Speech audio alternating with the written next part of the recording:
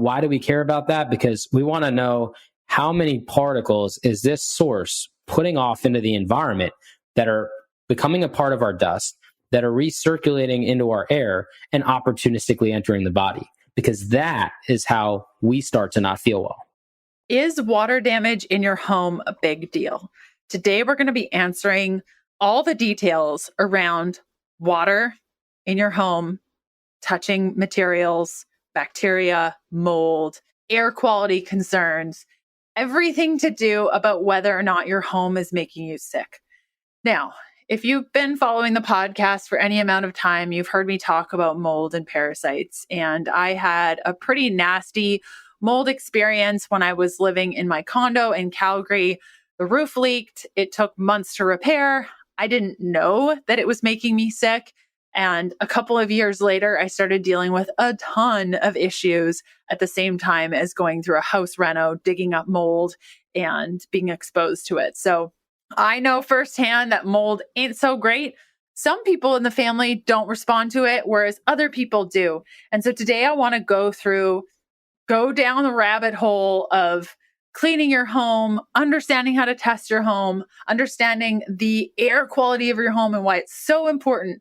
But before we get into today's episode, I want to cover why this is such an issue and what sort of symptoms you're going to be experiencing.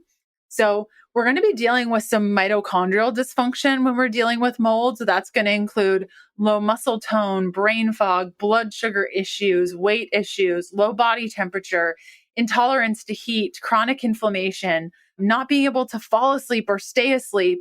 We might wake up tired, even if we've had like 8+ hours of sleep. Then when we go to the mycotoxins specifically making us sick, some of mycotoxin symptoms when we are literally living in a water damaged building can include body rashes, nosebleeds, reactions to supplements, runny, blocked or stuffy nose, blocked ears, wheezing or whistling in your chest, shortness of breath when you're not doing anything strenuous, blurry vision, ongoing SIBO issues, sensitivity to EMF, ringing in the ears, headache, feeling achy all over, memory loss. I mean, the list goes on. So now that you have a good picture of what can happen in the body, I want to go through our episode today with Michael Rubino, who's the author of The Mold Medic, an expert guide on mold removal and the authority on mold remediation. As president of Home Cleanse, Rubino specializes in working with people who are immunocompromised or have acute and sustained reactions to mold exposure. Michael provides solutions that are not only to get rid of the mold spores, but also to get rid of the contamination created by those mold sources using his proprietary home detox method. He is a council certified mold remediator by IICRC and ACAC and contributing member, sponsor, and speaker for the Indoor Air Quality Association. Now, I've personally worked with at least 50 clients on remediation and testing and really going all the way through the remediation process. And oh man, you have to be so careful with testing and understanding things. And I love how Michael really clearly outlines what's needed. So without further ado, let's cut over to today's episode. Hey, my name is Leanne Vogel. I'm fascinated with helping women navigate how to eat, move, and care for their bodies using a low-carb diet. I'm a small-town holistic nutritionist turned 3-time international best-selling author turned functional medicine practitioner, offering telemedicine services around the globe to women looking to better their health and stop second-guessing themselves. I'm here to teach you how to wade through the wellness noise to get to the good stuff that'll help you achieve your goals. We're supporting your low-carb life beyond the if it fits your macros conversation. Hormones, emotions, relationship to your body, workouts, letdowns, motivation, blood work, detoxing, metabolism. I'm providing the tools to put your motivation into action. Think of it like quality time with your bestie mixed with a little med school so you're empowered at your next doctor visit. Get ready to be challenged and encouraged while you learn about your body and how to care for it better. This is the Keto Diet Podcast.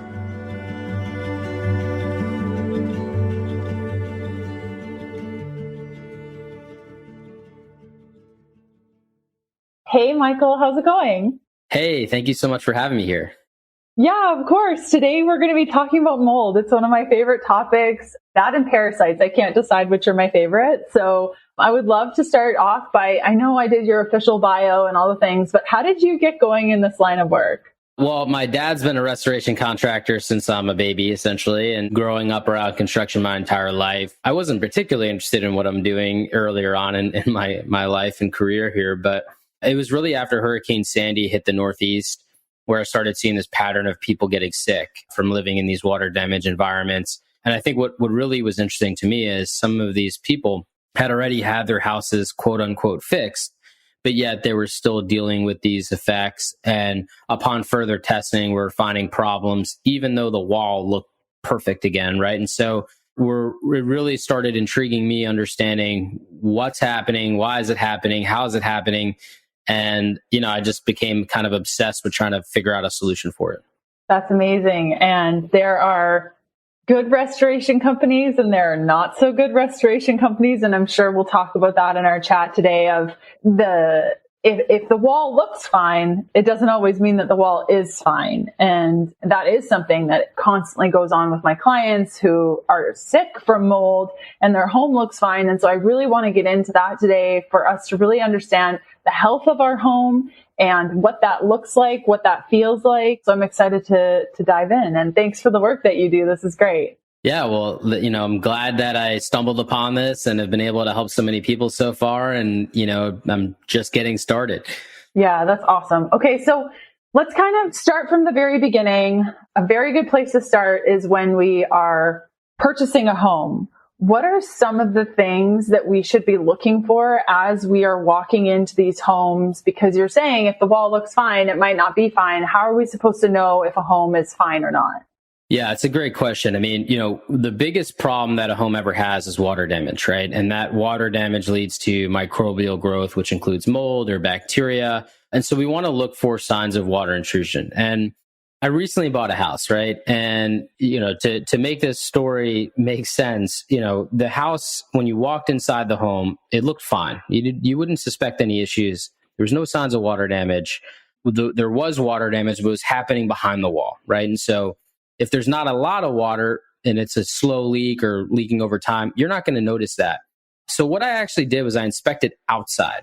And as I inspected outside, I noticed the seals around the windows weren't that great. I noticed there were some cracks in the stucco where water can be getting in. And so I knew, okay, these windows have to be replaced and the stucco work needs some repairs. No problem. But as I opened up the wall on the inside to inspect the damage, what I found was that the water damage was literally eating away at the wood. And I had to rebuild that entire wall that was essentially holding up my second floor and the roof of the house, right? And so, it can be very deceiving what you see visually versus what is actually happening behind what you can see, because we don't have X-ray vision. That's why I rely on testing, so much, because I'm never worried about the stuff that you can see. I'm worried about the stuff that you can't. Completely. And now you mentioned a little bit ago, it sounds like, and correct me if I'm wrong, that water touching materials inside a home or in the structural components of the home, not great. And that can cause bacteria and or mold changes. Did I summarize that correctly based on what you said? Totally, yeah, because, bacteria is another problem that often gets neglected in this whole air quality conversation. A human being, every time you exhale a breath, you release something like 39 million bacteria particles into the environment. And what does bacteria need to survive? Just like mold, it needs water. Water is Earth's life source.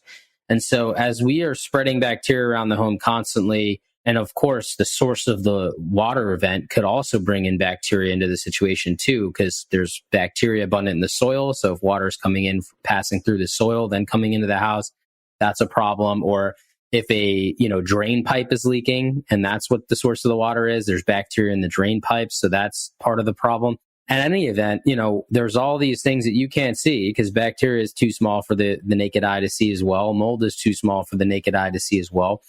All these things are, creating an increase of particles and toxins that we're breathing in every time we take a breath, which is approximately 20,000 times a day.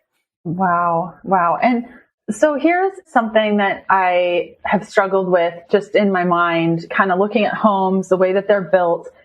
Is it that we need to keep fighting the environment from coming into our homes? Or is it that we need to build homes that are able to live with the environment better? Do you know what I'm saying? Like, does that make sense? Yeah, I mean, we trying to keep the environment out of our homes would be a losing battle.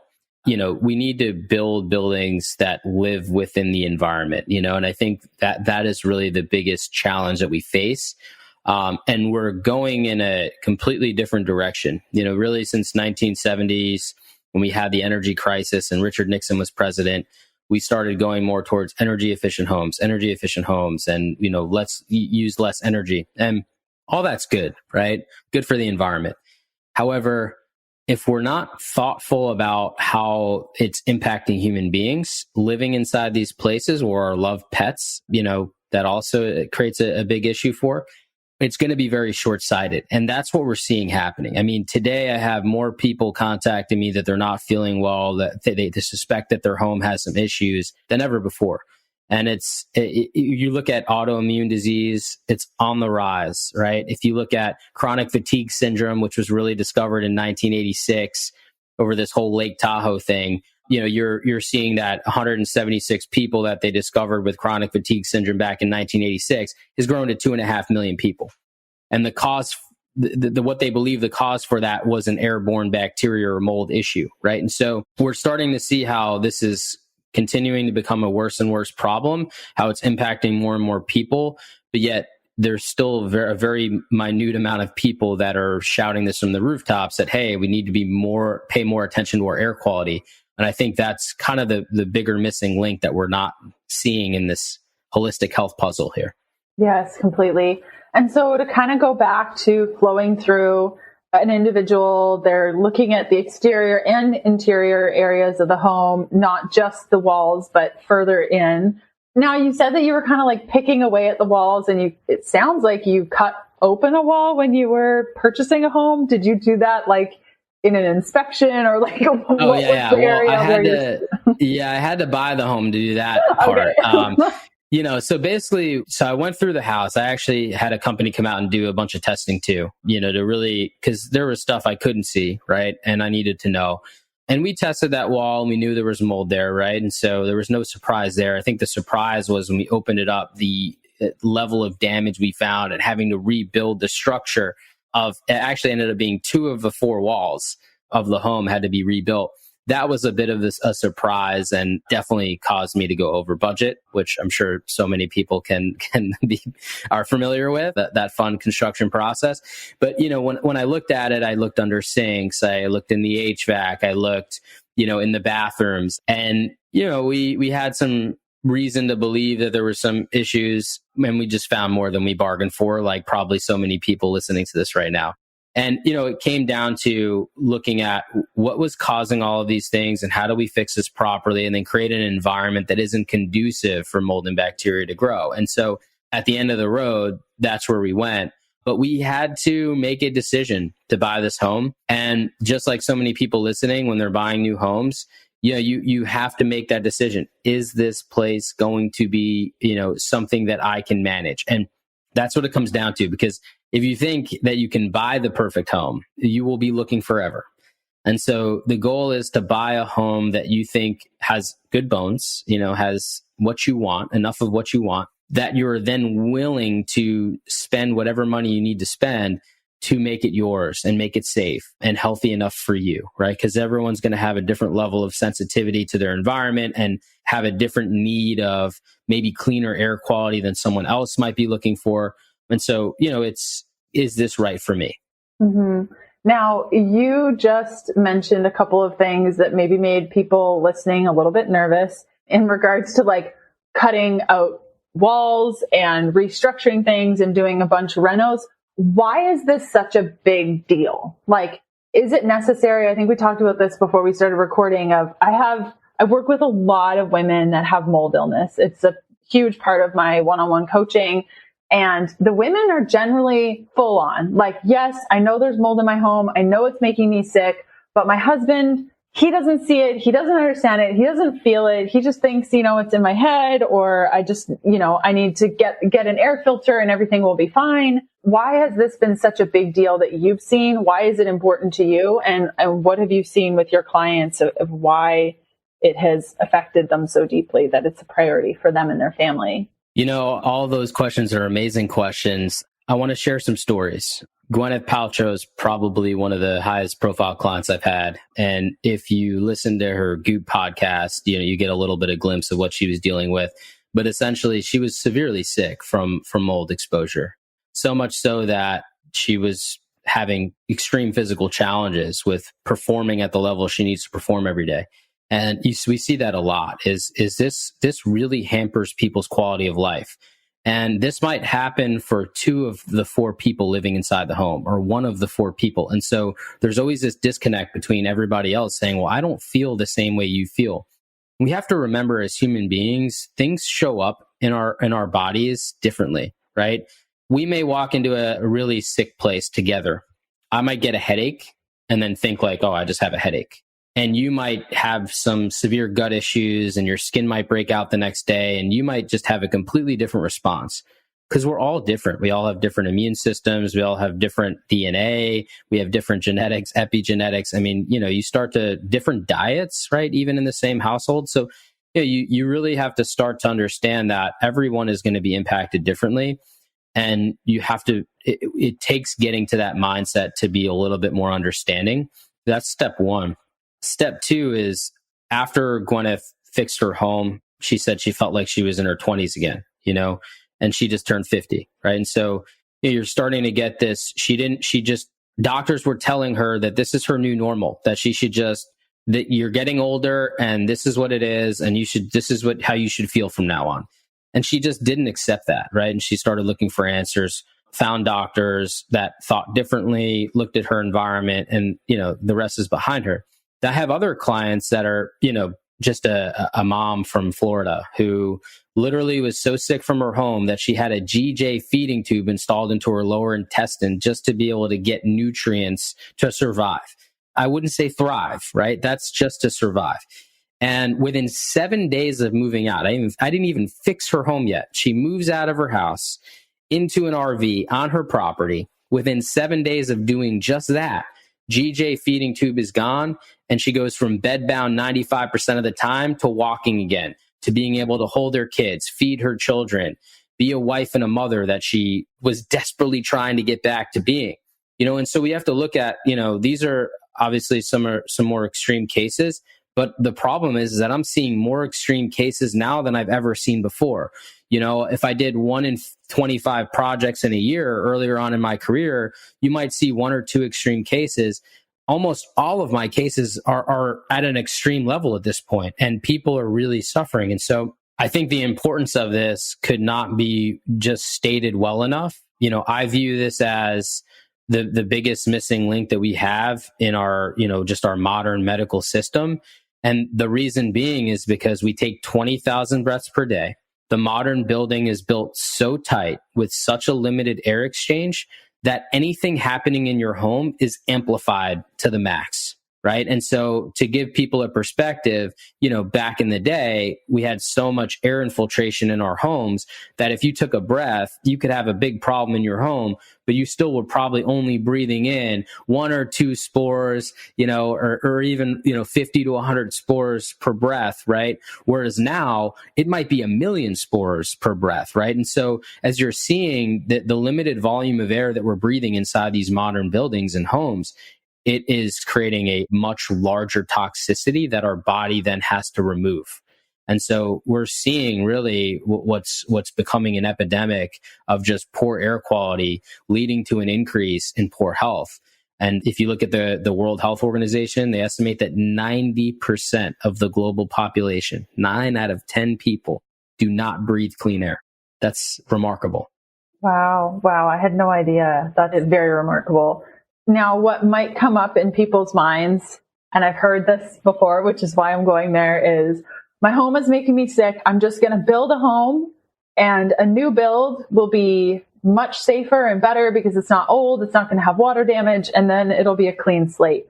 what are some of the things we need to think about when it comes to new home builds? And we kind of touched on this a little bit of just they're going to be tighter and more sealed and therefore not breathe. And I know I had a concern when we built our home in Canada. We were told that how can mold grow here? It's so cold. Meanwhile, all of the studs and everything are living through the winter, getting wet and defrosted and wet and defrosted. And then we're putting up materials around it that have always also been wet from the snow and defrosted. And so how do we look at a new home build? Will a new home build be the solution to everything, or where are the issues there? Well, I mean, I myself had an issue building a new house, unfortunately led to litigation, which was amicably resolved. But at the end of the day, mold in new construction homes exists. And, you have to think about it from this perspective. If we're building with wood or cement that are semi-porous, that absorb moisture, it's imperative to make sure that that building is dry before you start introducing HVAC components, insulation and drywall. I'm literally working with a client right now who is building a brand new home with an amazing builder. I mean, it's not the builder's fault. It's just the conditions of how we build in the United States. He's following all the building codes. He's going above and beyond, but there's still mold there, right? And now we're having to remediate the structure before, insulation and drywall goes in so that the space is going to be a safe space. So, not to say new construction can't be right for somebody. It can be.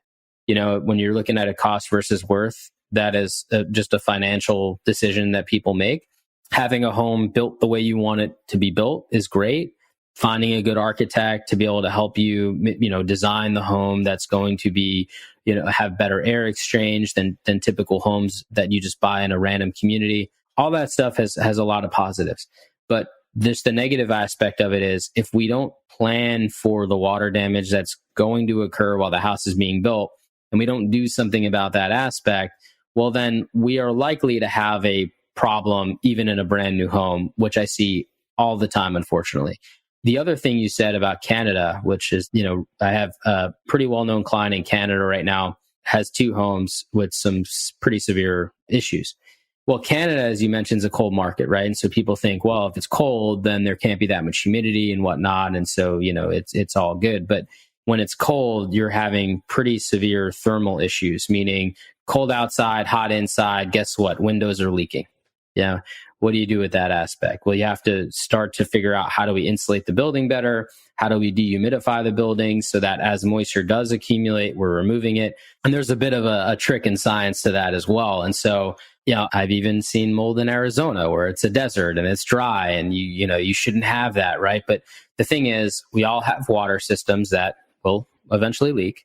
It happens, and we don't really have the wherewithal as a civilization, I should say, to stay on top of these things when they do happen. And so we've been building homes incorrectly, we've been maintaining homes incorrectly, and then we've been restoring homes incorrectly. And so this is a recipe for disaster. And it's why, based on the largest home survey ever done in 1994 by John Spangler, and this is, many years ago now already, 80% of homes had a history of water damage, 80%. So where do you go? You gotta kind of stay and fight, and we all have to work together by being aware of the issue to course correct it. Let's talk about the symptoms of hypochlorhydria, also known as low stomach acid. Abdominal pain, bloating, gas, diarrhea, constipation, undigested food in your stool, acid reflux, heartburn. Sound familiar? Out of all of the patterns I see in my clients' hair tissue mineral analysis and even in their blood work, low stomach acid is a huge issue. What helps stomach acid? Sodium. If you're on a ketogenic diet, chances are you are not consuming enough sodium. Now, sodium is the body's great solvent. It's a primary alkalizer and it influences stomach acid levels. If you're dealing with allergies, abdominal bloating, depression, dizziness, fatigue, low blood pressure, poor protein digestion, like you eat some protein and it just feels like it sits in your stomach, even weakness can be because you don't have enough sodium. Now, my favorite way to boost my sodium on a daily basis is to take at least 3 packets of Element electrolytes per day. That's a little bit hardcore for most people, but I tend to be a little bit more adrenal deficient. And so taking these electrolytes while I'm eating a low carb or even as deep as a ketogenic diet just takes things to the next level. I've been using Element here for over 2 years, and I can say they are the best electrolyte powder, hands down. If you've never tried Element, or maybe you just haven't found the right flavor for you, you're in luck. My friends over at Element put together a really sweet offer for us. Right now, Element is offering my listeners a free sample pack with any order. That's 8 single serving packets free with any Element order. This is a great way to try all 8 flavors or share them with a friend that's maybe on the fence about joining your electrolyte party. Get yours by going to drinklmnt.com/KDP. This deal is only available through my link. So you must go to drinklmnt.com/KDP. Element offers a no questions asked refund also. It's totally risk-free. So if you don't like it, share it with a friend and get your money back, no questions asked. Again, that's drinklmnt.com/KDP. Yes, completely. And the where do you go thing, I think, is really important to kind of touch on next, because we've talked about what to look for in a new home. We've talked about a new home to you. Maybe it's an existing home when you're shopping around, what to look for in a new build and the concerns around that. But what if I'm currently living in a home? I think that it's making me sick. You mentioned a little bit about testing. What are some of the things that I need to be thinking about before I even get to remediation and even thinking about that? What are some of the initial steps if I think my home could be making me sick? So I had the opportunity to work with one of the largest labs in the country to develop a test called the dust test. And what it does is it uses PCR technology and it tests the dust.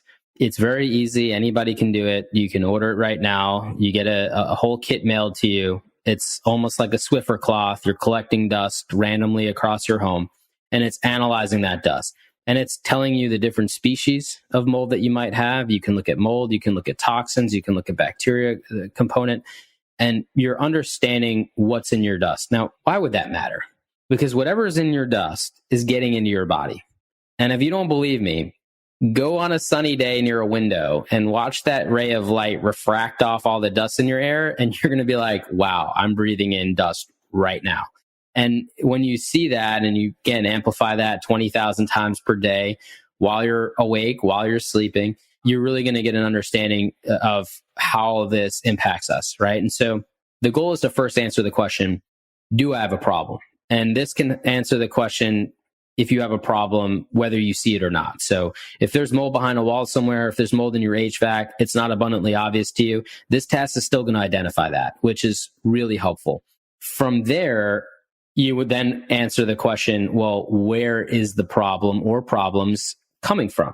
And so now you bring this data to an inspector and you say, look, I don't need you to just do a random air sample in the center of my home and pass that off as an inspection. What I need you to do is I need you to help me find where the Stachybotrys is coming from, where the Chitomium is coming from, or the Aspergillus versicolor is coming from, just as an example. And at that point, now they're doing an investigation and they're trying to understand where it's all coming from, right? And I think that having that information is what makes us successful as homeowners to then take action, right? Because, if you look across a home, you're going to find a little bit of mold here, a little bit of mold there, right? And we're not concerned with, these small amounts of mold. We're concerned with systemic issues. And having that information to be able to pinpoint where these large problems are that are creating a big impact on the air quality are, so that we're not tearing our house apart like Swiss cheese, just trying to figure out how to make this better. And everything that I do is data driven and scientific based. And that is, I think, the difference between me as a professional and like some random company that your insurance company recommends. Yes, completely. And how is the dust testing different than the air capture tests? Because a lot of the times a client or a person, an individual would think, okay, my home is making me sick. I need to call an inspector. And like you said, they go into the center of the room, they do an air capture test and they say your house is fine. Why wouldn't an air capture test, if there's dust in the air, why wouldn't it be enough to show us a very similar thing? Because the dust is too big to fit inside the cassette. It's just that simple. And so when you have mold spores or toxins attached to the dust particles, they're just going to bounce off, right? They're not going to get into the cassette. The difference being is that PCR technology is DNA analysis. It is specific.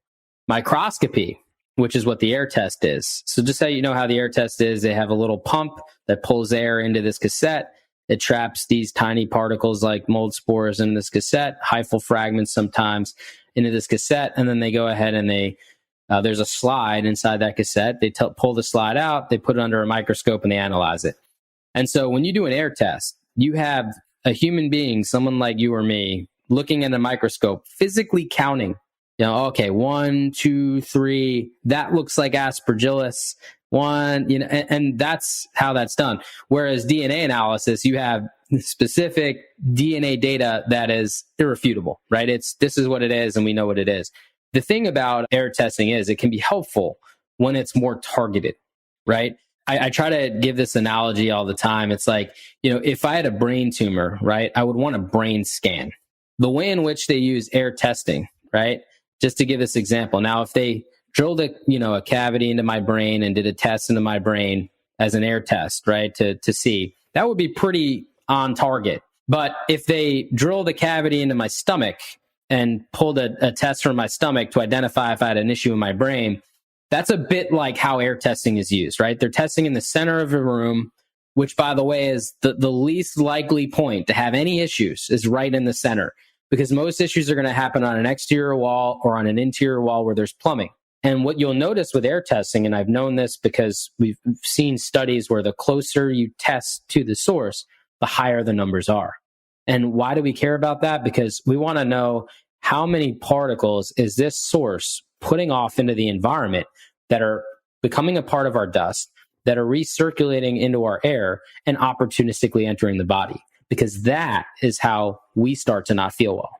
Completely. And so it sounds like you feel like you're sick, your home is making you sick, you do a dust test yourself to just determine things, and then you hire an inspector to say, here are the results that I have, tell me where in the home where the sources are.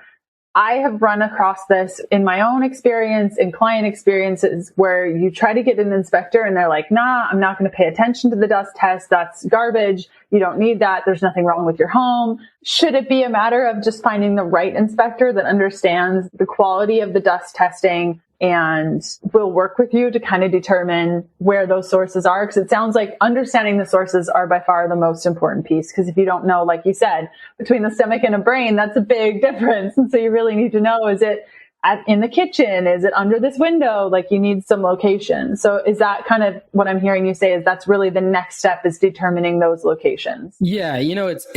Let's bring this medical for a second, so I think a lot of people understand this. The dust test is a screening tool.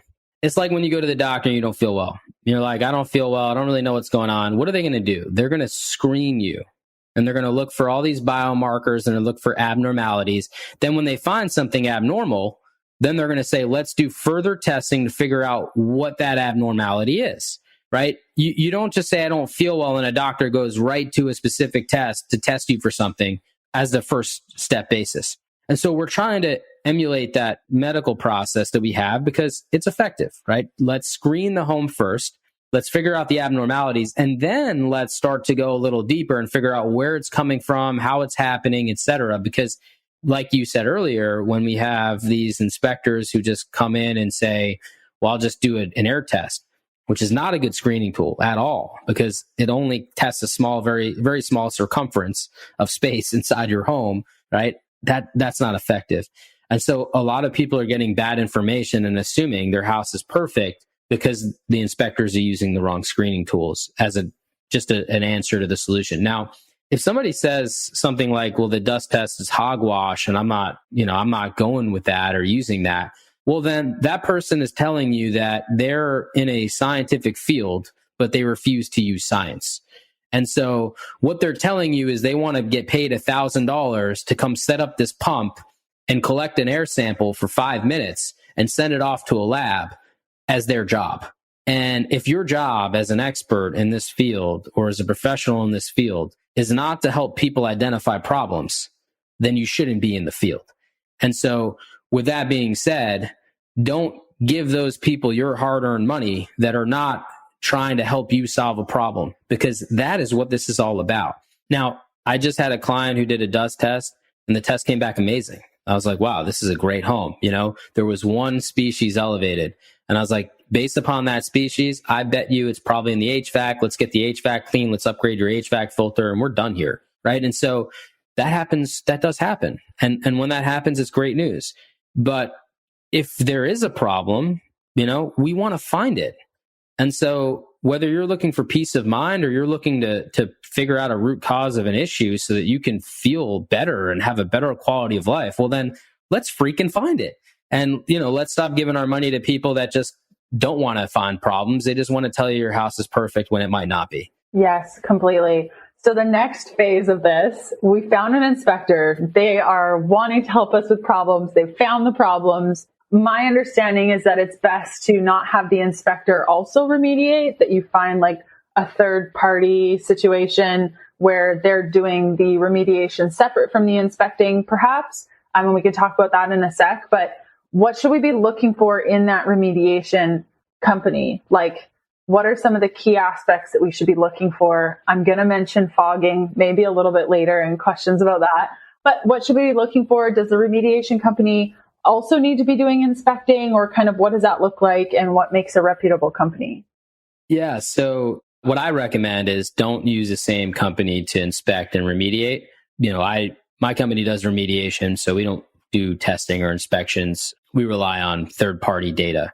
I think because of the state of the industry, that is a necessity, because it is far too easy to pass your own work, if you will. And as I mentioned earlier, all they have to do is take an air sample a couple of feet away, and it's probably likely to look more normal. You're just not getting an unbiased opinion of if the work was done properly or not. So I highly recommend using a third-party consultant, because they have no skin in the game. They're just looking at information. In some states, it's actually illegal to do both an inspection and remediation of the property on the same, like to do testing and clear your own work and all that stuff, right? And so keep that in mind, depending on which state you live in.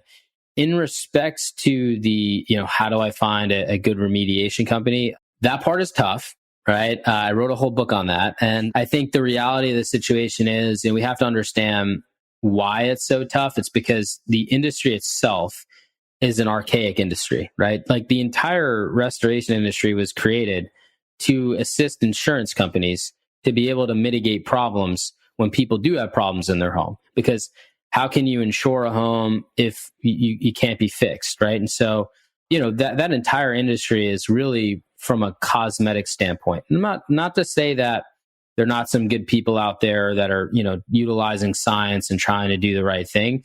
But that is really the big problem, is how the industry really was established and what the goal of the industry is. So there's a very small percentage of people that are looking to do things from a scientific perspective, from a health perspective. And I can confidently say that after watching what happened with Hurricane Sandy and what happens with almost every hurricane, where it looks like it was remediated, but when you do further testing, it's just the levels are still off the charts, right? And so therein lies the problem. I think what the goal is to find somebody that looks at a home holistically, who's looking at creating a healthy home, not just removing a little bit of mold. Because I think that's where people get hurt. When you're looking to remove mold, typically from a health perspective, you're doing it with this intention of breathing better quality of air, right? And feeling better. Well, mold remediation is not designed to do that.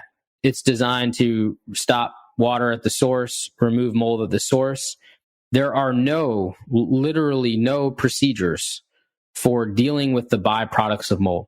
Matter of fact, the EPA last year hosted a closed door YouTube session with doctors from Yale and Stanford talking about how, there was some mold in the basement, and then we tested on the second floor. We found the same types of mold up there, even though there wasn't a known source up there. But we don't know if we need to deal with anything about that. And it's like, well, I know that we need to deal with something about that, because I'm watching people after remediation still not feel well, because the effects, the particles and the toxins that have been created all this time for as long as they've had this problem are still there. And so you have to look at the HVAC, you have to look at the dust of the home, you have to look at, any sort of system that could be moving contaminated air around your home through the dust and all the particles and toxins that have kind of become a part of our dust, or it just doesn't work, right? And so I beg people to, you look at mold remediation as a tool to create a healthy environment.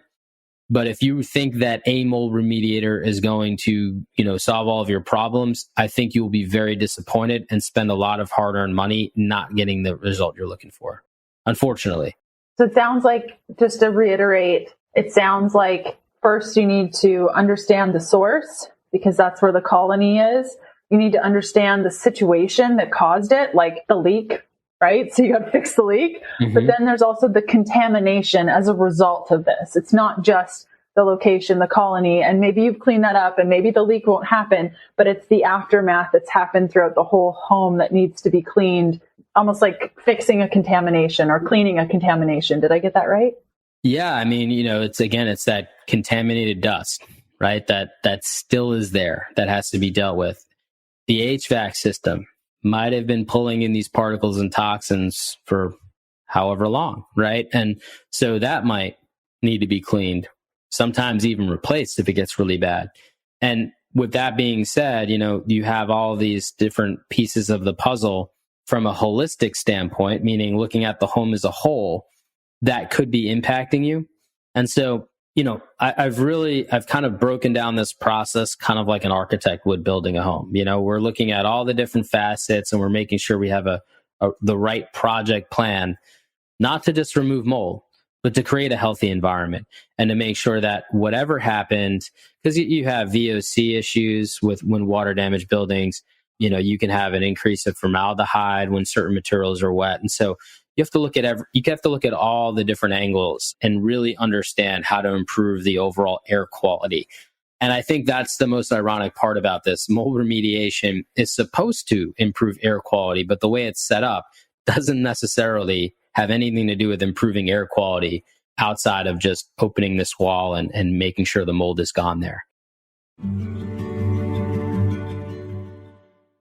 My friend, for a very limited time only, our friends over at House of Macadamia Nuts are giving you Nambian sea salted macadamia nuts in your first purchase plus 20% off. So you get like a free product plus 20% off when you go to houseofmacadamias.com/TKP. And you're going to use the code TKP20 to get your 20% off plus your free macadamias. So a lot of remediation companies will come out there. A lot of my clients have experienced this and they say, okay, you have an unhealthy home. We're going to fog this. We're going to clean it all up and it'll be great. What are your thoughts on fogging when it comes to having a holistic home, like a holistically balanced home? So if you're doing fogging at the end, fine. Depending on the product that you're going to use, you might make things more challenging for yourself, because if you're dissolving particles or toxins, or it could be harder to clean up, but that's a conversation for another day and there's too many variables there.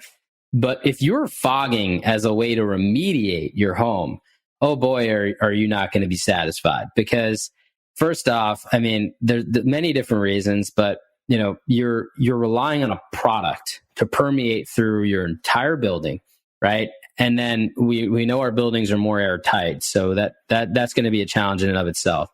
Then you're hoping that product, whatever it is you're fogging with, is then going to kill everything, okay? And that's a fun discussion as well. But then even if all that worked, as they say it does, right? You still have whatever opportunity is allowing mold to grow in the first place to still exist, right? And so your windows are leaking and there's mold growing in your wall cavities. Okay, great. So let's just say all of that works. It kills all the mold. I don't know what happens when it's dead. Well, we're going to talk about that in a second. But then, okay, but the window's still leaking, so you're just going to get mold growth right again, right? And so if we're not resolving problems in our home, we're not going to win here. It's like every time we have a headache, we just pop an Advil. Well, that's great. So if you want to just fog your house every day for the rest of your life, fine. But if we don't start getting to the root cause of issues, we're going to be miserable, right? Let's talk about killing for a second. All right. I don't want to be gruesome here, but If we've ever watched like CSI or some of these shows, when something dies and gets shot or what have you, what happens? There's a freaking body there, right? There's evidence that something was alive is no longer alive. Okay. Now let's take this out of the gruesome realm here and let's go to weeds in our garden. Well, if we use weed killer, God forbid, right?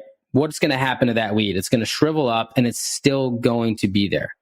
Well, then we should understand that organisms on planet Earth, I don't know if this works on other planets, but for here, for sure, when it dies, something still exists in the material universe. And so what happens to dead mold? How does that impact the body as we inhale dead mold? Do we think it's going to be better? Well, why don't we look at what the EPA says? EPA says you should never try to kill mold because even dead mold can cause an adverse health reaction in some. I don't know why some and not all, but in some, okay? And so as we look to this, we have to better understand what the goal is. For me, if you're my client, my goal is to help you remove stuff from your environment. Not kill, not destroy, not hide, but remove. And that is where we see a really important impact into how people feel inside these spaces. Completely. I've had a handful of clients go the fogging route without anything else. And I've seen crazy symptoms following that, like worse than before. So I wanted to kind of get your opinion on that. I think the last place I want to take this conversation is the people that are listening right now that are like, I'm living in a home that's making me sick and I don't have the money to do this. I can't leave my apartment. I can't leave whatever. I'm just not in a place to fix this. Are there Band-Aid solutions? Are there things that they can just try to improve the air as best they can? I always use the analogy of trying to clean the floor when the kids are running through the house with muddy boots on. Like you're just constantly cleaning and the kids are running back and forth with the muddy boots. But is there just something that they can do if they're in a place where they just can't change their living circumstances? They don't have the money to start cutting through things. Are there things that can make somewhat of a difference at all? Well, financial accessibility is probably one of the biggest problems we have to solve, right? Because renovations are expensive. Cost of that has gone up exponentially since COVID happened. There's material shortages, all kinds of complications, right? And that is a real fear that people have.